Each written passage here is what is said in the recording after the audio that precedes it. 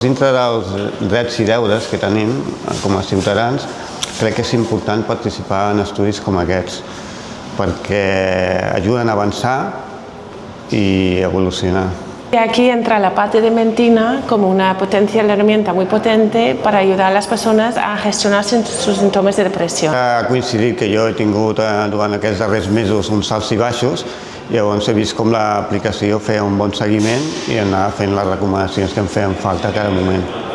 L'ús de Mentina és totalment personal, nosaltres no tenim accés per confidencialitat, però sí que les seves dades, en cas que ho vegi oportú, les pot compartir amb el seu terapeuta o amb el seu psiquiatre.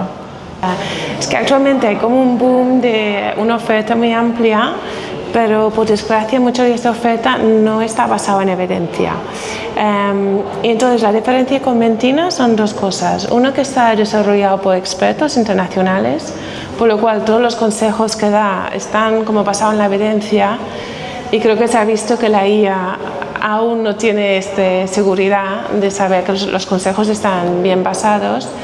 Por otra parte, que es muy innovador, és que da uns consejos personalitzats a les persones. Va bé perquè, ja et dic, va coneixent i va veient les necessitats que tens a cada moment. Si veu que has faltat amb alguna visita, doncs clar, això és un indicador que has de fer algun canvi en la teva vida.